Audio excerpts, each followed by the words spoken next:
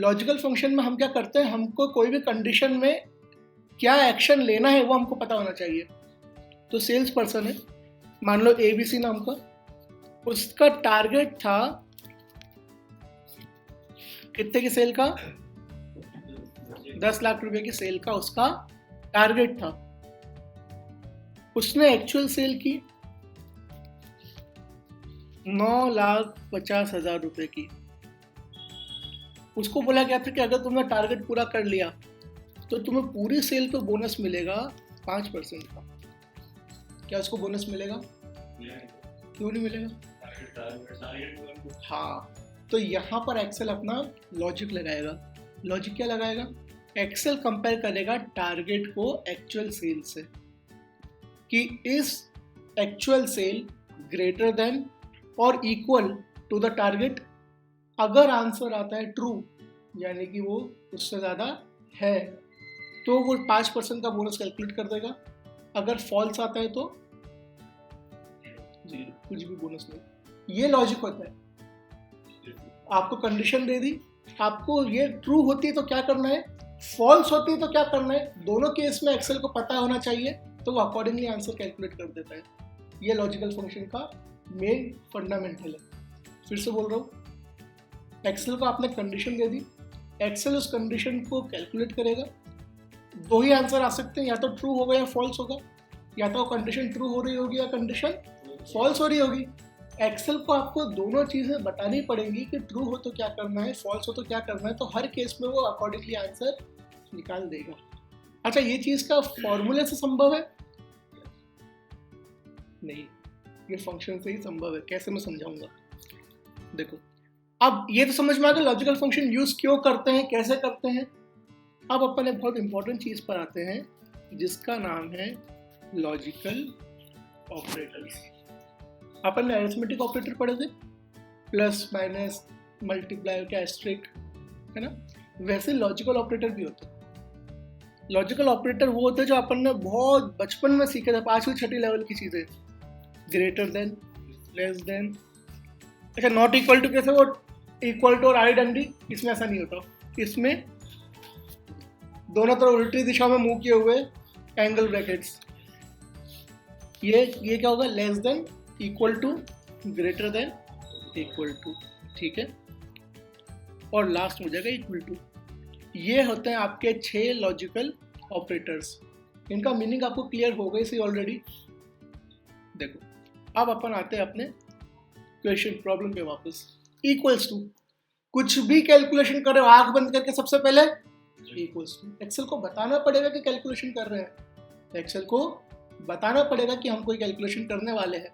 Equals to लगाया, equals to actual sales क्या greater है या इक्वल है, इक्वल टू जो हमारे एक्चुअल सेल है उसको सिलेक्ट करो और फिर पूछो कि आप क्या बताना चाहते हो। अच्छा, फॉर्मूला की फंक्शन है,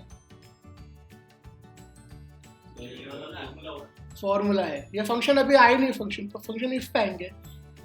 इक्वल टू, क्या जो हमारी एक्चुअल सेल है वो ग्रेटर या इक्वल टू है। कोई दिक्कत यहाँ तक सिंपल जा रहा है। एक्चुअल टारगेट, ये एक सिंपल सा लॉजिकल टेस्ट बन गया। इसको क्या बोलेंगे, लॉजिकल टेस्ट। क्या बोलेंगे, लॉजिकल टेस्ट। अपन टेस्ट दे रहे ना एक्सेल को एक, क्या हमारी जो एक्चुअल सेल है वो ग्रेटर या इक्वल है हमारे टारगेट के। Enter, false. समझो, इस फॉर्मूले का आंसर हमेशा किन टर्म्स में आता है, फॉल्स या ट्रू, ट्रू या फॉल्स की टर्म में। अगर मैं यहाँ पर इसको 9,50,000 ही कर दूंगा तो क्या ट्रू होगा कि फॉल्स होगा, ट्रू होगा। इक्वल भी तो अपन ने रखा है इसमें, तो फिर वो 9,49,999.99 तक फॉल्स बताता। समझे नहीं, सेट फॉल्स नहीं, रुको। अगर यहाँ पे लेस देन नहीं रखते, सिर्फ ग्रेटर देन, तो फॉल्स रहता। कम से कम भी 1 पैसा ज्यादा होना चाहिए, ठीक। तो अगर मैं यहाँ पे इसको कर दूंगा 0.01 तो ट्रू हो जाएगा ये, समझ रहे, ये इसलिए इक्वल टू जरूरी है। अब ये तो समझ में आ गया, लेकिन क्या अपने को आंसर ट्रू फॉल्स के टर्म में चाहिए? सेल्समैन को दे दो फॉल्स लिखा हुआ है पे स्लिप, चलेगी उसको? नहीं। अच्छा, अगर उसने टारगेट पूरा करा तो सिर्फ ट्रू लिख के दे दो कि हाँ भाई तुम्हारा टारगेट पूरा हुआ है, बोलेगा बोनस का है। तो अपने को आंसर अपने टर्म्स में चाहिए, ट्रू फॉल्स के टर्म्स में नहीं चाहिए। तो इफ फंक्शन का काम क्या होता है? ट्रू फॉल्स को अपने खुद के आंसर में कन्वर्ट करना। सिर्फ ये कैलकुलेशन जो है ना वो आपको इफ फंक्शन में भी करनी है। लॉजिकल टेस्ट आता है इसमें भी। सबसे पहले यही बताना है, इफ के अंदर एक चीज अपने को क्या फैसिलिटी मिल जाती है कि ट्रू में आपको क्या करना है वो बता सकते हो, फॉल्स में क्या करना है वो बता सकते हो। ट्रू फॉल्स तो ये भी बता रहा है, लेकिन ट्रू होने पे करना क्या है और फॉल्स होने पे करना क्या है वो कौन बताएगा? इफ बताएगा। समझ आ रहा है? समझ आ रहा है? सर फॉर्मूले में तो कैलकुलेशन ही होती है। हाँ होता है। ठाकुर जी समझ में आ रहा है? आपका मुखमंडल से लग नहीं रहा? लग रहा है, चलो बढ़िया। इक्वल्स टू इफ, ये जो नीचे लिखे होते हैं ना ये होते हैं सिंटेक्स। नीचे दिख रहा है ब्रैकेट में if, logical test, value of true, value of false, इसको सिंटेक्स बोलते हैं फॉर्मूले का। अब अगर फंक्शंस के बाद टाइम बचे तो अपन इस पर भी पूरी चर्चा लेंगे। तो इफ लगा दिया, ये जो नीचे एक एक दिख रहा है सिंटेक्स के अंदर, इनको बोलते हैं आर्ग्यूमेंट। ये जो कॉमा लगा लगा के लिखे इनको क्या बोलते हैं? आर्ग्यूमेंट बोलते हैं। पहला आर्ग्यूमेंट क्या है? लॉजिकल टेस्ट समझ में आया क्या होगा? मैं जाऊंगा इस पे, क्या ये ग्रेटर देन है या इक्वल है किसके? टारगेट के। ये इतना सा लॉजिकल टेस्ट। इससे इफ को क्या मिल जाएगा? ट्रू फॉल्स मिल जाएगा। अब अगला है कॉमा। अब क्या आ गया अगला? अगर ट्रू हो तो क्या वैल्यू शो करनी है? तो actual sales multiplied by bonus. अगर ट्रू हुआ यानी कि हमारे एक्चुअल सेल्स सच में ज्यादा है हमारे टारगेट से, तो क्या करना है? एक्चुअल सेल का 5% कैलकुलेट कर लो। समझ आ रहा है? बेटा बहुत क्रूशियल फंक्शन है, अगर कहीं भी दिक्कत हो ना बिल्कुल बीच में बोलना रोक के, बहुत इंपॉर्टेंट फंक्शन है ये। कॉमा। अच्छा, वैल्यू फॉल्स हो तो या तो 0 लिख दूं या नील लिख दूं?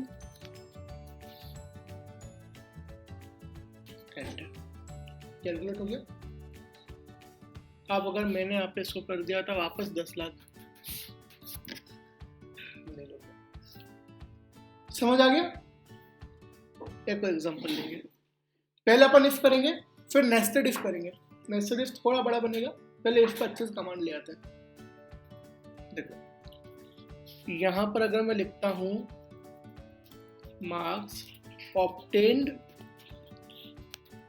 और मिनिमम मार्क्स, तो मुझे पता चल जाएगा पास फेल है कि नहीं, मुझे इससे पता चल जाएगा। तो अब यहाँ पर मैं लिख रहा हूँ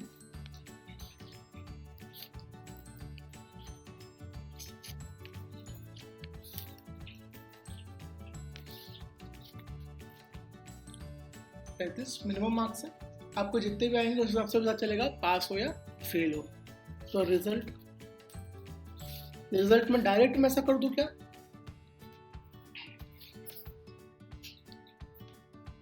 ट्रू फॉल्स बताएगा अपने को, ट्रू फॉल्स में आंसर नहीं चाहिए। तो अपन क्या लिखेंगे? इक्वल्स टू इफ में ये लॉजिकल टेस्ट लगाएंगे कि क्या जो मार्क्स ऑब्टेन हुए हैं आपको वो ग्रेटर या इक्वल है मिनिमम मार्क्स के।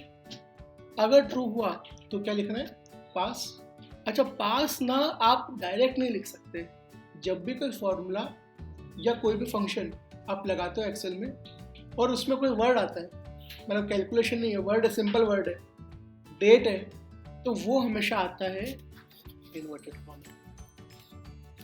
तो पास कैसे लिखोगे? हमेशा इन्वर्टेड कॉमा में। जब भी किसी फंक्शन के अंदर कोई भी टेक्स्ट आएगा, कोई भी वर्ड आएगा, लेटर आएगा, अल्फाबेट आएगा, वो किस में जाएगा? इन्वर्टेड कॉमा में। दूसरा सेल रेफरेंस को इसमें नहीं रखना है, नंबर्स को इसमें नहीं रखना है, सिर्फ किसको रखना है? नॉर्मल वर्ड्स को। अच्छा, वैल्यू फॉल्स, फिर एंटर, पास। नीचे ले जाऊंगा। कल मैंने एक शॉर्टकट लिखवाया था, कंट्रोल डी, एक बच्चा फेल है, बाकी सब पास है। चलो अब अगली चीज पे आ रहा हूं मैं, सब सामने देखो वापस।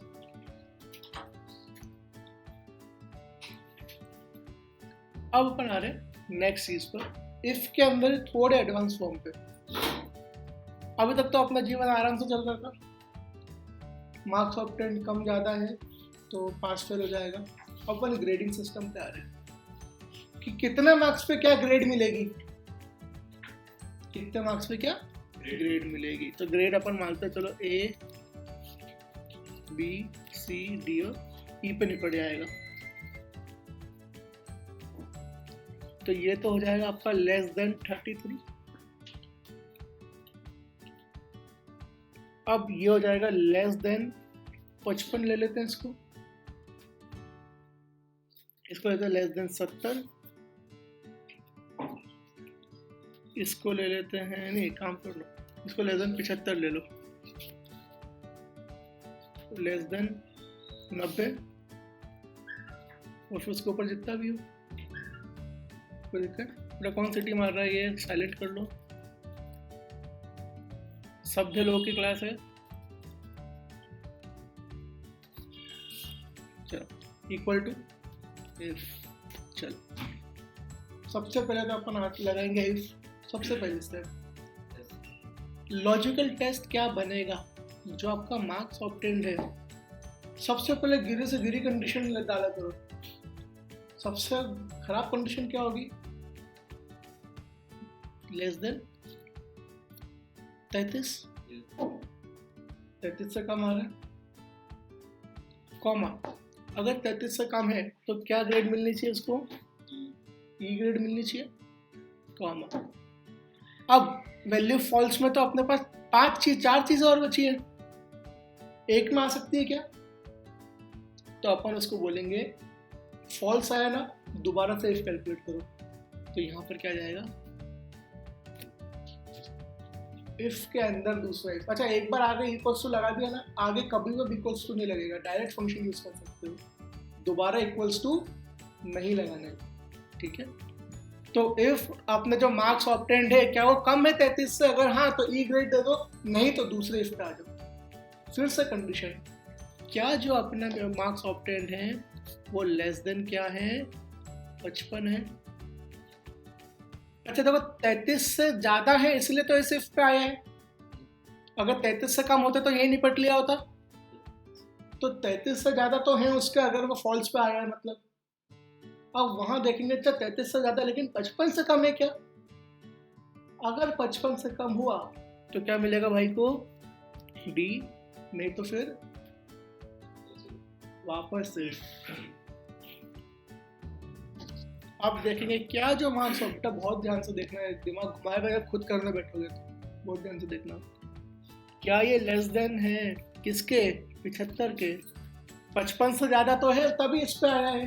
अब देखेंगे 75 से कम है क्या, अगर हुआ तो क्या ग्रेड मिलनी चाहिए, सी ग्रेड मिलनी चाहिए। इफ ये जो हमारे मार्क्स ऑब्टेन्ड है क्या वो लेस देन है किसके, 90 के, अगर हाँ तो क्या ग्रेड मिलनी चाहिए, बी। अच्छा आप कितनी कंडीशन बच रही है, एक आखिरी बच रही है, तो उसको ले ले, फॉल्स में वही बचेगा, तो क्या मिलनी चाहिए, समझ आया। दोबारा करवाऊं क्या,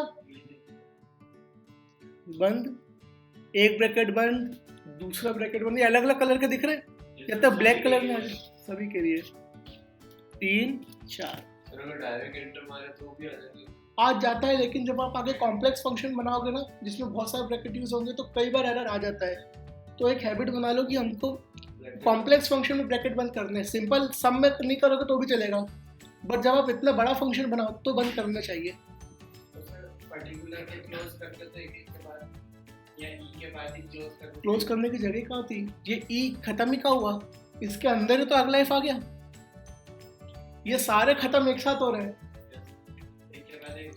हाँ चलो अब एक काम करते हैं, मैं यहाँ पे दोबारा लगा रहा हूँ, आप लोग वहाँ पे मेरे साथ साथ लगाओ, फिर एक खुद से लगाना, क्योंकि इन फंक्शन में मेरा जो फीडबैक रहा है उसके हिसाब से मुझे करवाना पड़ेगा फिर से। चलो सब लोग इक्वल टू टाइप करो। अब कोई अपना नहीं करेगा, मैं जैसे की दबा रहा हूँ, आपको स्क्रीन पर देख के वैसा खुद टाइप करना है, ठीक है। इक्वल्स टू दबाया सबने, सबका इक्वल्स टू हो गया, इफ लगा दिया। अब जाओ मार्क्स ऑब्टेन्ड पे, हो गया, कोई आगे या पीछे नहीं करेगा, सब साथ में। लेस देन या इक्वल टू लगाया, इक्वल टू किसके, 33। अगर ये ट्रू हुआ तो क्या लिखना है, ई लिखना है।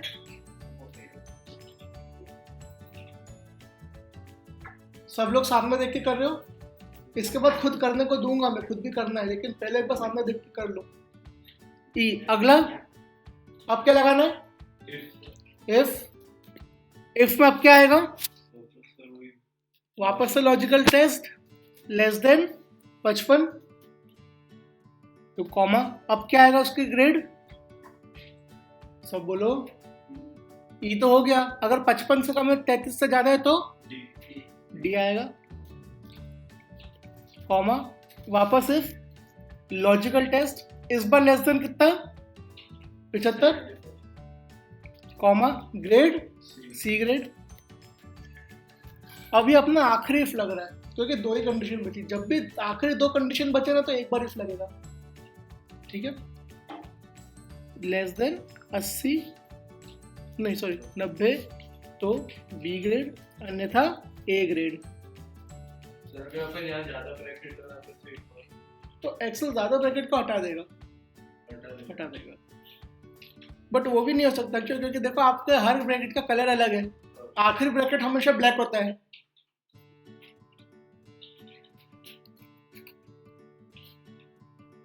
उसको ड्रैग कर दें और फिर कंट्रोल डी दबा दें तो सब आ जाएगा।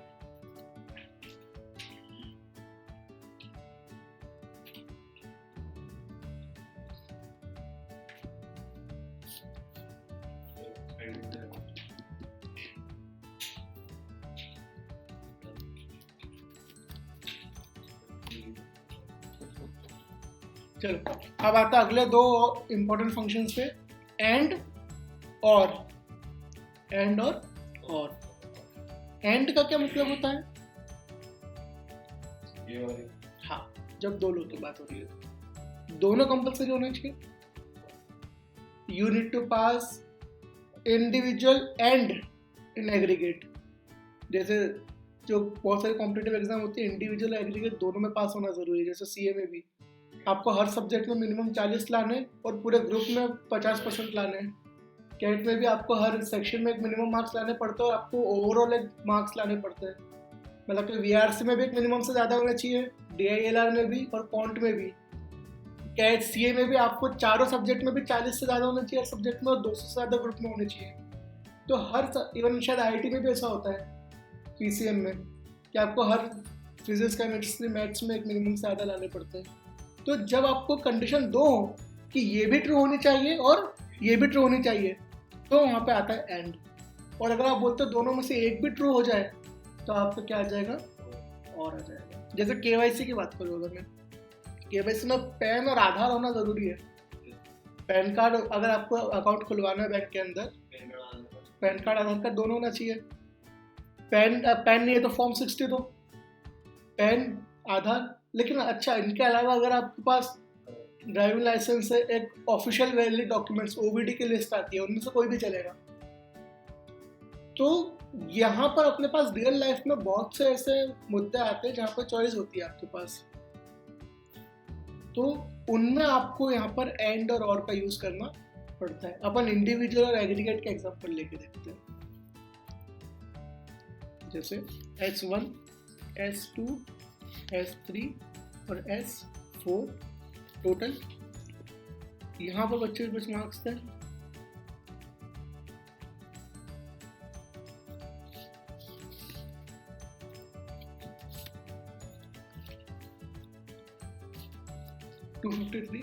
क्या पास है, आपने कंडीशन पता होनी चाहिए पहले। इंडिविजुअल में greater than equal to 40 in every subject और एग्रीगेट के अंदर लेस देन इक्वल टू 200 होने चाहिए। क्या पास है बच्चा, नहीं है, एक में नहीं पड़ी यार। तो यहाँ पे क्या होगा, एंड की बात करते हैं। ये किससे ग्रेटर होना चाहिए, ग्रेटर इक्वल टू 40 के, कॉमा ये भी किससे ग्रेटर इक्वल टू होना चाहिए 40 के, कॉमा एंड में आपको हर कंडीशन के लिए वापस रिपीट करना पड़ेगा।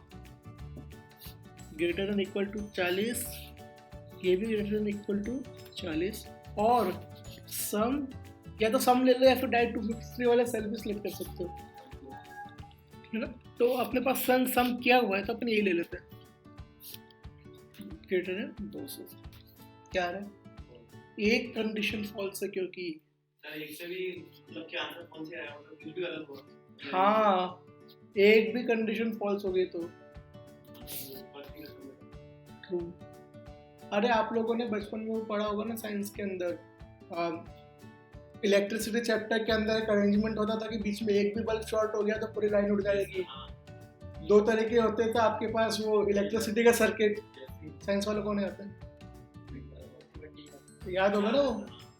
वैसा यहाँ पे भी है, जहाँ भी एक बल्ब फ्यूज हुआ पूरी लाइन खत्म। तो ये होता है आपका ट्रू। अच्छा, अब इसी के अंदर पास फेल चाहिए तो इफ लगा दो, कंडीशन पूरी ये बन गई, एंड पूरा क्या बन गया, लॉजिकल टेस्ट, क्योंकि एंड का आंसर या तो ट्रू आएगा या फॉल्स आएगा। इस केस में आपका एंड ही लॉजिकल टेस्ट बन गया, आपको अलग से लिखने की आवश्यकता नहीं है। तो यहाँ पे बस आखिर में लिख दो, अगर ये सही हुआ तो पास, अन्यथा फेल। समझ आ रहा है, फॉल्स आ रहा था। तो ये जो पूरा एंड है, अकेला एंड क्या बन गया आपका लॉजिकल टेस्ट। तो जब भी आपका मल्टीपल कंडीशन के बेसिस पर ट्रू फॉल्स निकालना हो तो क्या यूज करेंगे, एंड। समझ आ रहा है, इसको एंटर करना, पास फेल आ गया। क्लियर है, कोई दिक्कत, चलो ये भी करके देख लो। अच्छा, और अलग से बताने की जरूरत है, जैसा एंड वैसा और है, और के अंदर एक भी ट्रू हो जाएगा तो ट्रू आंसर देगा। जैसा अगर मैंने इस एंड को बना दिया और एंटर कर दिया तो ये 0 है 0 है 0 है, इसमें भी अगर 40 आ गए तो पास है वो, एक कंडीशन ट्रू हो रही है ना। ये और का काम होता है, 4 में से एक भी ट्रू हो रही है तो पास हो गया। अगर इसमें भी 39 आ गया तो बहुत माल है कि फिर तो फेल होगा। तो और मतलब एक भी ट्रू हो जाएगी तो ट्रू, एंड मतलब सारे ट्रू होने चाहिए तो ट्रू होगा। ठीक है, चलो बना लो ये।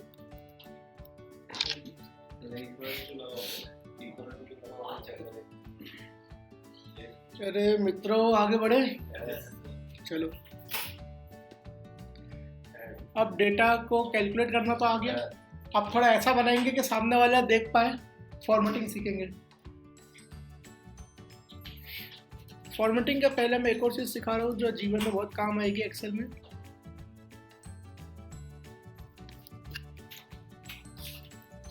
याद है कल वाला डेटा होगा आप लोगों के पास अभी, जिसमें अपन ने name, math, science, social science लिखा था, वो ओपन कर लो।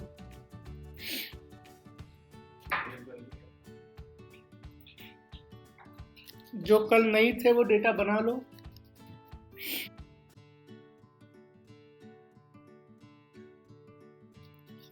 चलो मैं डेटा फिर से बनवा रहा हूँ, जिनके पास बना है उनकी अच्छी बात है, जिनके नहीं वो देख के बना लो।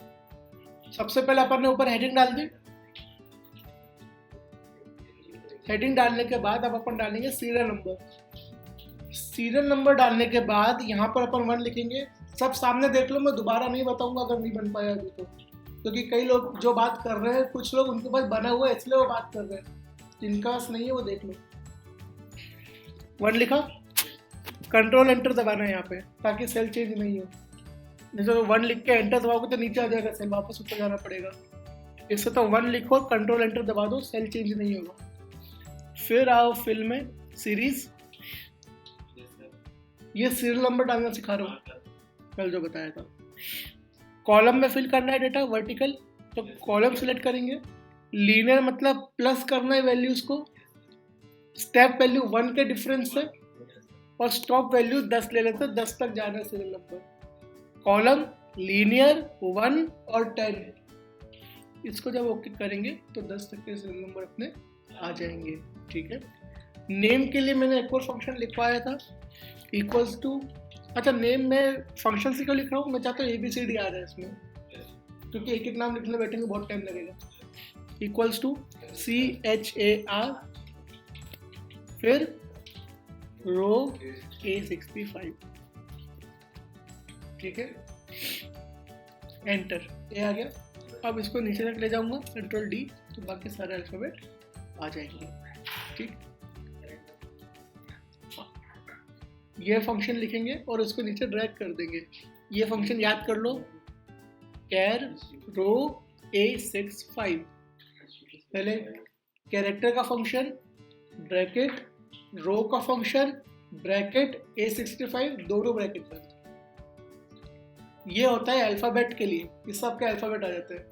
अच्छा, इसकी जरूरत क्यों पड़ी, जब आप ए लिखते हो ना और जब ए को नीचे ड्रैग करते हो तो अल्फाबेट सारे नहीं आते, इसलिए इसकी जरूरत पड़ी। अब एक महत्वपूर्ण बात पे जो कल जिस पे चर्चा नहीं हो पाई थी, वो है अपना रेंड बिटवीन। अब मैं अगर आपको बोलूंगा कि आप इसमें मैनुअल नंबर भरो, तो 10 × 5 50 सेल में मैनुअल नंबर कैसे भरोगे, बहुत टाइम लग जाएगा। इसी के लिए एक्सेल के अंदर एक फंक्शन होता है जो रैंडम नंबर्स जनरेट करता है, रैंडम नंबर्स जनरेट करता है। तंबोला खेला है, लॉकडाउन में तो खेले ही होगा बैठ के, उसमें कहता है कोई भी रैंडम नंबर आता है, वैसे ही एक्सेल में भी एक फंक्शन है इक्वल्स टू रैंड बिटवीन, यानी कि रैंडम बिटवीन,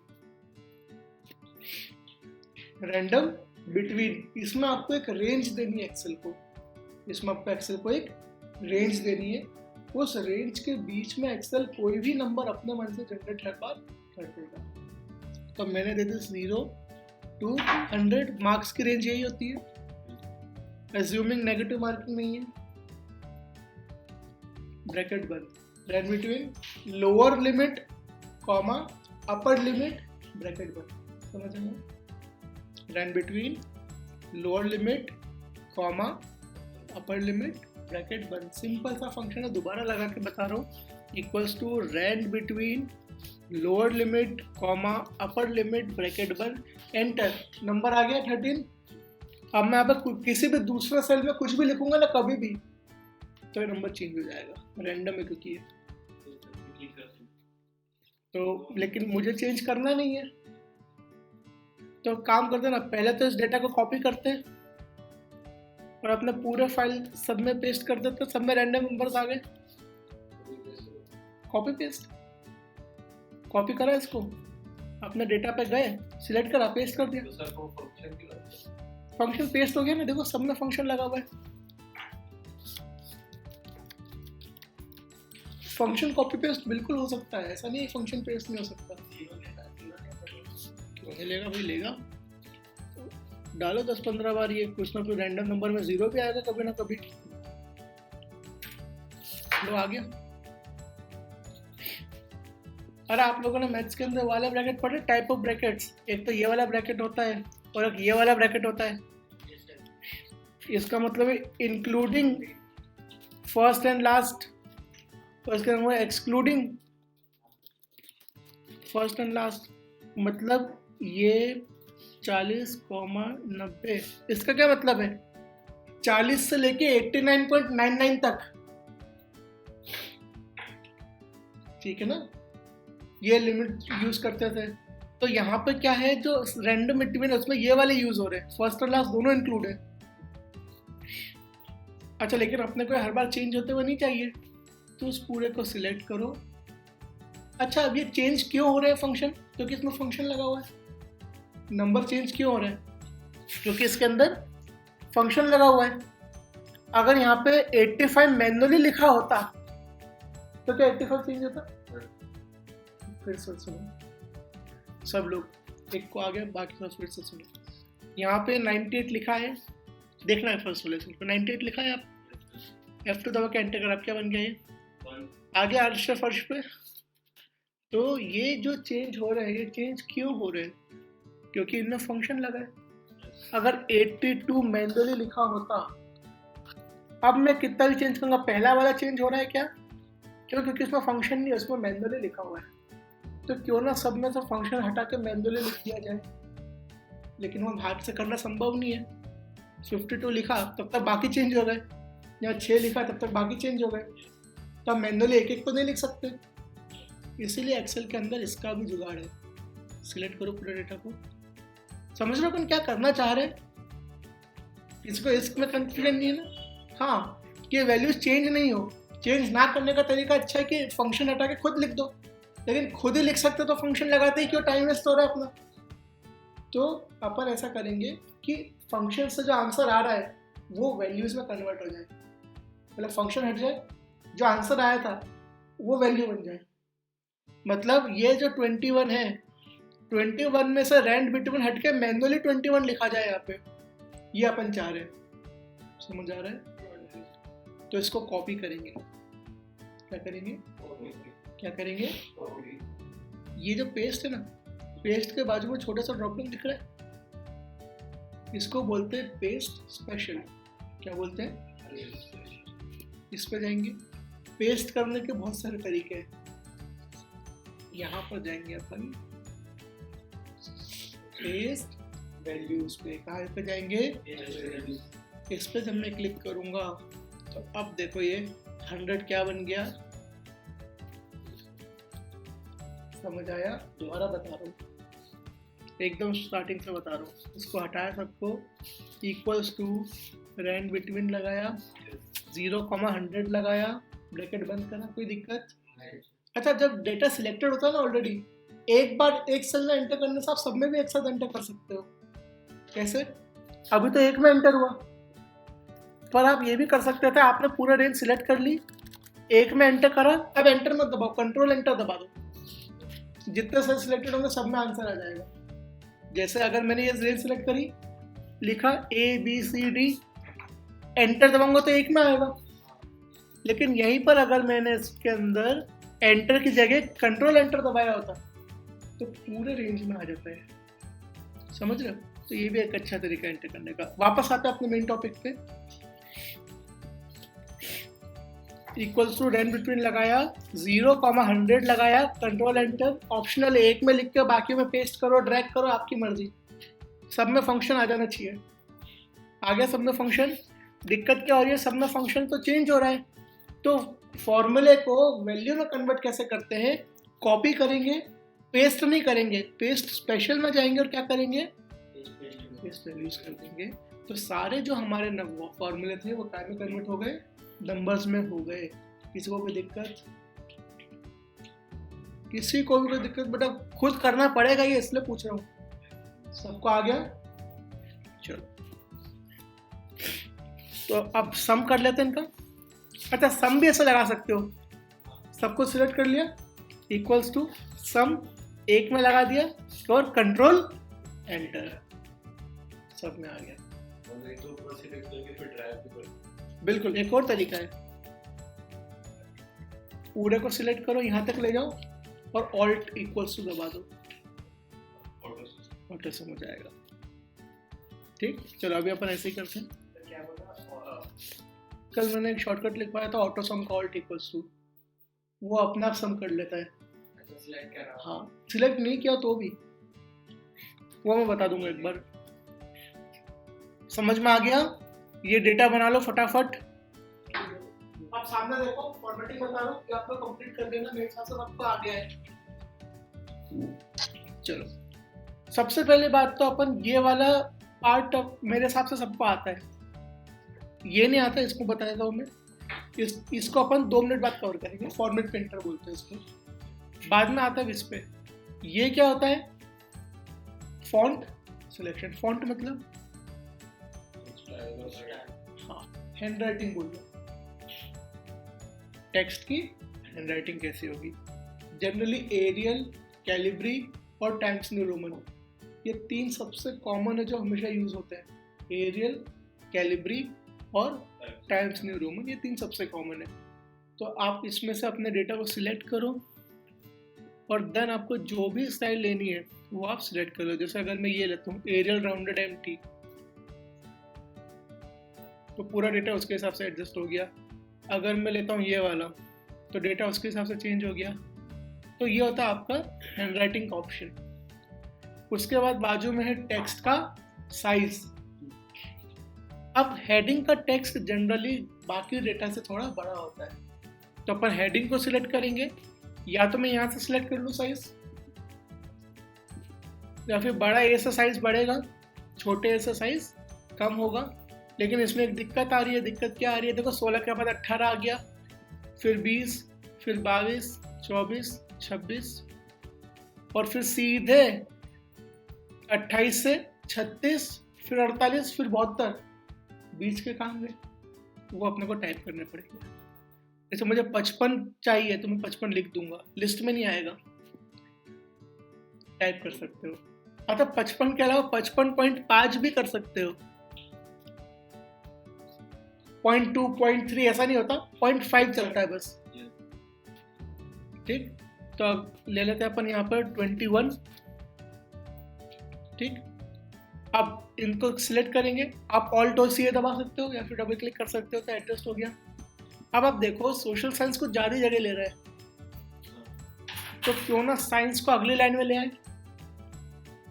सोशल साइंस में सोशल को ज़्यादा जगह ले रहे हैं, इसको कर देते हैं 15। और सोशल साइंस अगर आपके ज़्यादा जगह ले रहा है तो सोशल में साइंस को अगली लाइन में ले आओ। कैसे लाओगे? इसकी मदद से। इसको बोलते हैं रैप टेक्स्ट। रैप टेक्स्ट पे क्लिक करूँगा तो अभी कुछ नहीं हुआ, लेकिन जब मैं अब सेल का साइज छोटा करूँगा तो ये देखो सोशल साइंस में से साइंस आ रहा है। इसको एडजस्ट करने के लिए जैसे यहाँ पे बीच में डबल क्लिक करता था ना, यहाँ पे बीच में डबल क्लिक हो जाता है, तो एक सेल में एडजस्ट हो गया। अच्छा, और छोटा कर दूंगा अगर मैं इसको, तो ये इससे होता है। इसको बोलते हैं रैप टेक्स्ट करना, कि एक सेल के अंदर नीचे ला के एडजस्ट कर दो एक सेल के अंदर। जनरली क्या होता है, A4 साइज पेपर देखा है, उसमें कॉलम में कम जगह होती है, रो में ज़्यादा जगह होती है, क्योंकि उस यहाँ से वो छोटा रहता है लेकिन लंबा काफ़ी रहता है। तो आप चाहते हो कॉलम कम से कम आ जाए, रो में जगह है अपने पास, तो इस प्रकार से एडजस्ट कर देता है डेटा को कि सोशल साइंस ऐसा दिखे। ठीक है, डबल क्लिक करेंगे तो एडजस्ट हो गया, कोई दिक्कत। अब इन सबको बीच में ले आते हैं। बीच में लाने के लिए आपके पास 6 ऑप्शन है। सबसे ऊपर, मिडल में और नीचे, ये वर्टिकल अलाइनमेंट है। सबसे ऊपर, मिडल में और बॉटम में। अब ये होता है लेफ्ट हॉरिजॉन्टल, ये आपका हॉरिजॉन्टल अलाइनमेंट है। लेफ्ट में, बीच में, राइट में। लेफ्ट, बीच, राइट, ऊपर, मिडल, नीचे। इसको अपने हिसाब से एडजस्ट कर लोगे। अपन अभी दोनों में सेंटर ले लेते हैं। ठीक, देन आपके पास ये है बोल्ड, इटैलिक, अंडरलाइन। ये तो अपने को आते ही है, बचपन से करते आ रहे हैं अपन। ये आपके बॉर्डर्स है। बॉर्डर्स किस प्रकार की देनी है? सिर्फ बॉटम बॉर्डर रखनी है, सिर्फ टॉप बॉर्डर रखनी है, आपको सारी बॉर्डर्स रखनी है, सिर्फ बार बार की बॉर्डर्स रखनी है। तो अपन पूरे डेटा को सिलेक्ट करेंगे। अच्छा, मैंने एक और तरीका बताया था ना, लास्ट पे जाओ, शिफ्ट दबा दो। नहीं, सिर्फ शिफ्ट और माउस क्लिक, और ऑल बॉर्डर्स पे क्लिक कर दो, तो ये आपके सारी बॉर्डर्स आ गई। ये होता है आपका सेल का कलर। सेल का कलर अपन रख लेते हैं ये वाला, लेकिन ब्लैक दिख नहीं रहा, तो इस टेक्स्ट को क्या कर देते हैं, वाइट कर देते हैं। ये आपका सिंपल सा बॉक्स है। थोड़ा बहुत इधर घूमोगे समझ में आ जाएगा। हाँ, एडिटिंग कर रहे हैं डेटा की, ये समझ में आ गया। टेक्स्ट की डायरेक्शन चेंज कर सकते हो। इतने कलाकारी का काम कभी कभार ही पड़ता है ना। तो अच्छा, इसके अंदर ये इस प्रकार से काफी डेटा होता है। ठीक है, बट अभी अपन सिंपल रखेंगे डेटा को।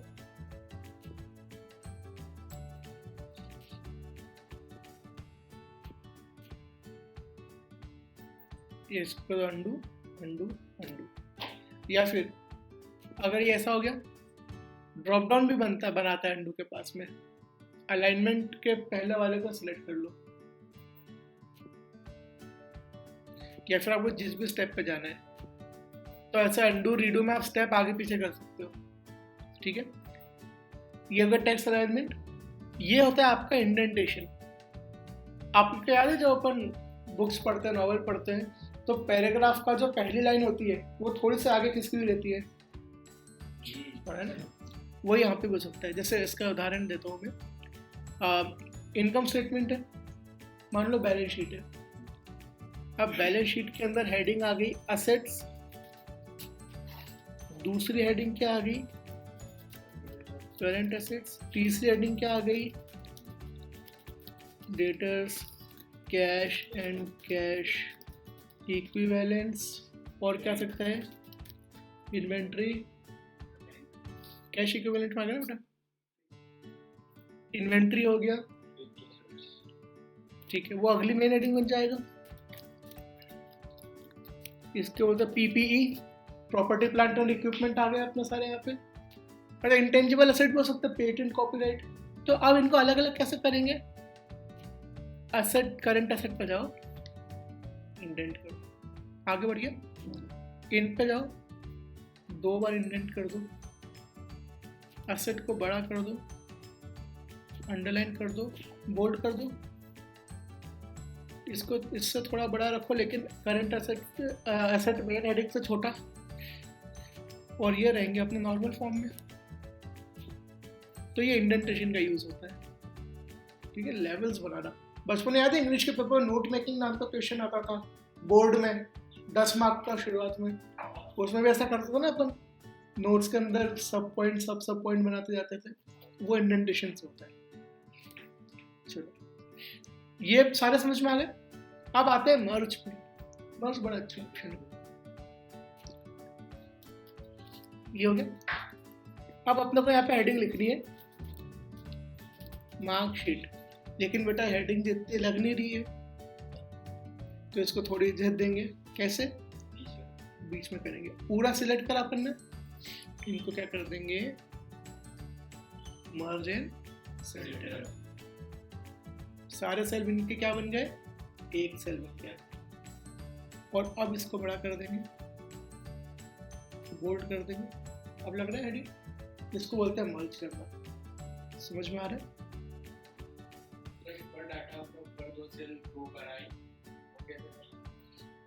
वो उसके लिए अपन सिलेक्ट करेंगे पूरी रो, शिफ्ट स्पेस से, और फिर कंट्रोल प्लस।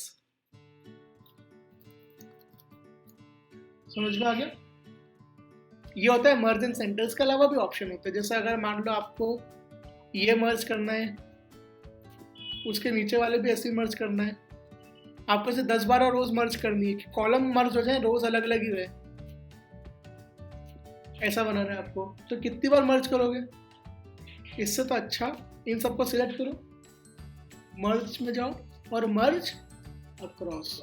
इसमें क्या होगा, सिर्फ कॉलम मर्ज होंगे, रोज अलग अलग ही रहेगी। समझ आ गया? ये होता है मर्ज अक्रॉस का यूज। बाकी तो नाम से क्लियर है, मर्ज सेंटर नहीं होगा, बाकी मर्ज हो जाएगा, और अनमर्ज तो क्लियर है इसी।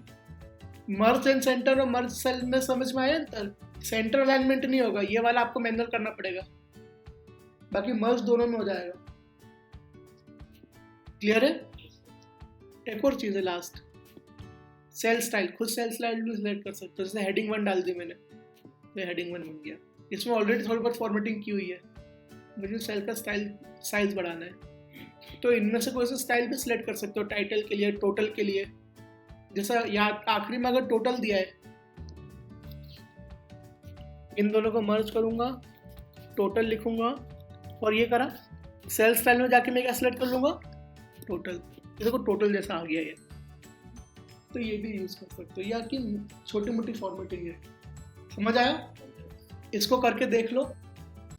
सो स्टूडेंट्स, वी होप कि आप आज का लेक्चर हमारा अच्छा लगा होगा।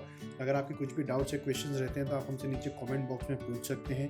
और अगर आप हमारा पूरा एडवांस एक्सेल का पूरा ही डिप्लोमा कोर्स करने में अगर इंटरेस्टेड हैं तो आप हमारा टैलेंट मार्क एकेडमी नाम की वेबसाइट जो है उसमें आप विजिट करेंगे। वहाँ पर आपको ऑनलाइन कोर्सेज के सेक्शन में आपको एडवांस एक्सेल कोर्स ऑनलाइन दिखेगा। इस पर आप क्लिक करके हमारा पूरा ऑनलाइन एडवांस एक्सेल कोर्स की इन्फॉर्मेशन ले सकते हैं। Thank you.